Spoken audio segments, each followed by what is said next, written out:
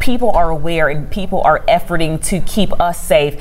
Think about it. You're a child. Even though we're talking about a high school, kids have encountered one of the biggest tragedies they will probably ever encounter in their lifetime. We don't know what they heard, what they saw during this incident. The grandmother that Molly spoke to said her grandson, a senior there at Apalachee High School, was with the principal who said, run, don't turn back, run to the band room.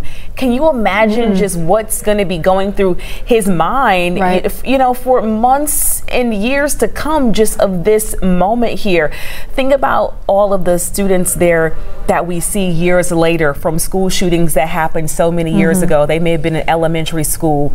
It is burned in their minds what happened that day. I'm still in touch with a number of parents and students who are at Columbine High School, and this was a defining moment in their lives. And I think it's important for the community to come together in a lot of ways in a moment like this, and to show our support for people impacted, and our understanding that this will be a moment that has great repercussions for everybody inside the school and beyond, because of just the anxiety and how it gives you pause for what students and staff face every day as they go into school, just to learn, and parents, I know that these are thoughts that you think about, and you know that the protocols are in place, and you know what can happen, but you still don't expect that phone call or text to come through, and it came through today for every parent of a student at Apalachee High School.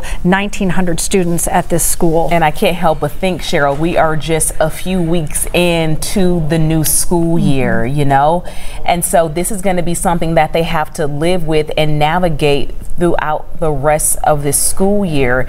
And we just see this huge response of these family members and loved ones. To just imagine, there are still some parents that haven't been able to reach their child or to see them physically, to know that they are okay.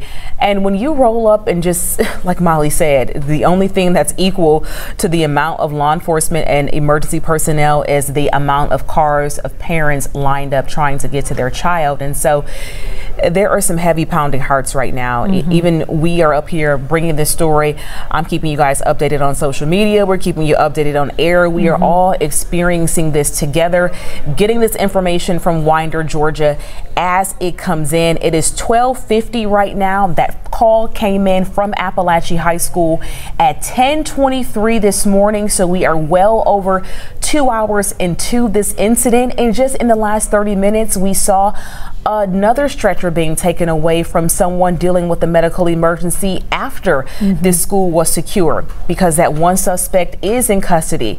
So even with that knowledge, there is still fear pumping through these students and these faculty members who just witnessed this. And the waiting now for 2 hours to leave the school grounds, to get information, to be reunited, for whether you're a student or maybe a loved one or spouse, or you have a parent who teaches at the school.